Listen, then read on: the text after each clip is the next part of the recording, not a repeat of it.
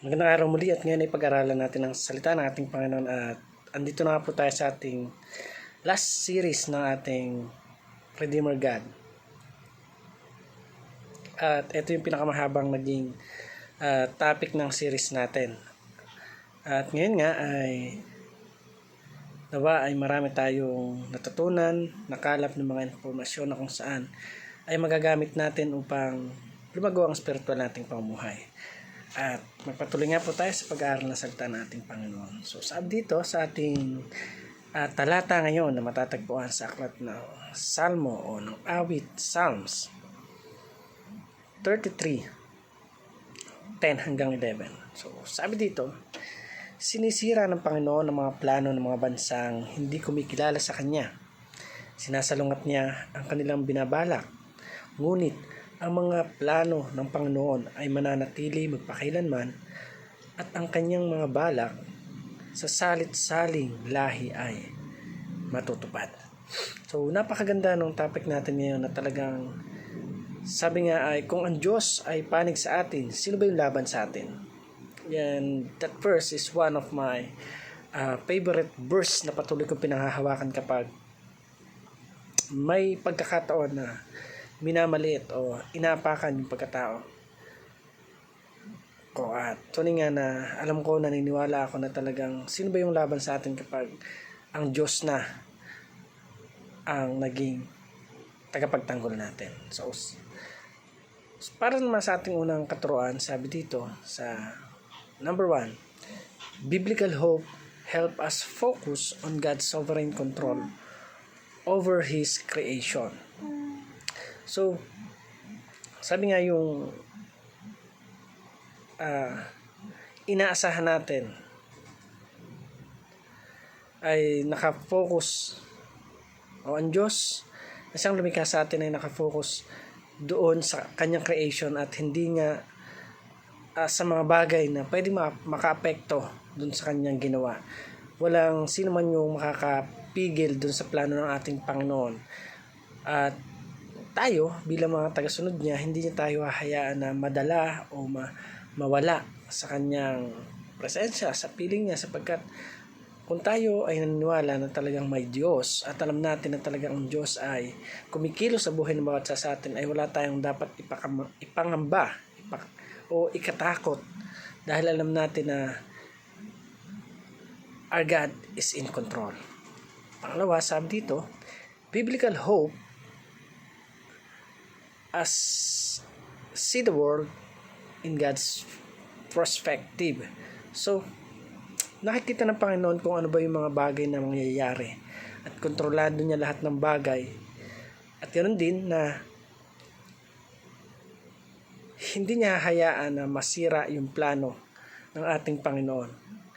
At kung isipin natin sa pamagitan ng Jesus Christ na ginamit niya upang iligtas tayo, na binuwis niya ang kanyang iisang anak para lang isave tayong lahat, ay isang bagay na napakahirap gawin.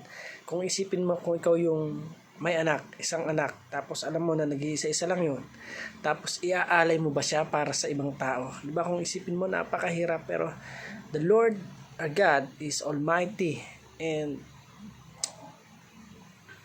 minahal niya tayo ng lubusan at walang pag-aalinlangan. Kaya naman kung patuloy tayo na magtitiwala sa ating Panginoon, naniniwala ako na talagang ang gabay at pag-ingat ng Diyos ay patuloy natin na mararanasan. So, at patuloy natin na pagkatiwalaan ng ating Panginoon at alam natin na talagang hindi tayo pababayaan o iiwan man ng ating Panginoong Diyos.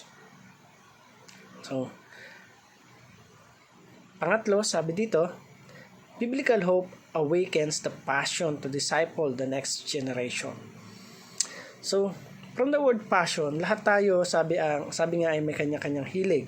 Yung iba mahilig manood ng movie, mahilig sa larong basketball, volleyball, tennis, mahilig maglaro ng online game, at marami pang iba. Kumanta, tumugtog, maraming passion. Pero kagaya ng ginagawa natin, yung iba ay kaya sila gusto nila nang magkaroon ng pamilya ay maging o mailapit nila yung kanilang mga anak o yung kaninununuan nila, salinlahin nila sa ating Panginoon. So, yun yung passion nila, yung mailapit, mabigyan ng kapurihan yung ating Panginoon, na kapag binigyan sila ng mga lahi, ay ganun din naman na ang goal nila is mailapit sa ating Panginoon. So, isang bagay na siguro ay talagang tutugunin kaagad ng ating Panginoon kung ang patuloy mo na hihilingin sa Kanya yung mga bagay na gusto mong mangyari sa iyo, kagaya na natin na maraming hinihiling sa Diyos. Pero bakit ka ba humihiling sa ating Panginoon? Para saan? At ano yung reason mo bakit mo hinihiling yung isang bagay? Kapag ito ay para sa sarili mo lang kapakanan, then maghintay ka kung ibibigay sa atin ng ating Panginoon. And I realize, even sa aking sarili, na talagang kapag nag-pray ka sa ating Panginoon, dapat direct to the point kung ano yung reason mo, bakit gusto mo na magkaroon ng anak, o bakit gusto mong magkaroon nitong bagay na to, para saan ba. So we need to be specific at all times. So para naman po sa ating application, sabi dito, cultivate a passion for the lost. So cultivate natin yung passion natin para doon sa mga nawawala, doon sa mga tao na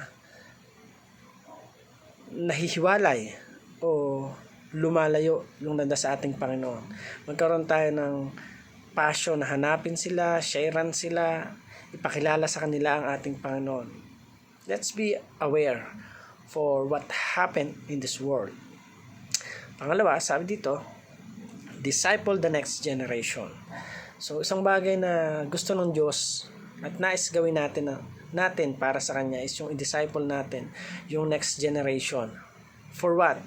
Para ipakilala sa kanila ang ating Panginoon ay ang Diyos na makapangyarihan, ang Diyos na dapat sambahin sa espiritu at katotohanan, dahil Siya yung lumikha at nagbigay buhay sa atin. Kung bakit hanggang ngayon ay nararanasan natin yung mga bagay na meron tayo. Ayan ay dahil nga po sa ating Panginoon.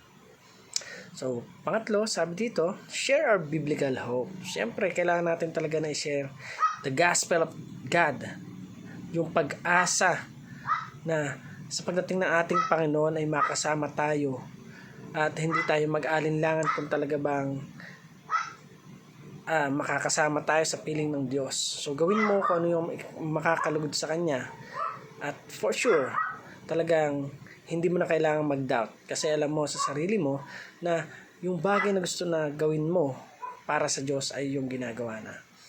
So again, thank you for watching this video. I hope you learned something and God bless you more. Thank you.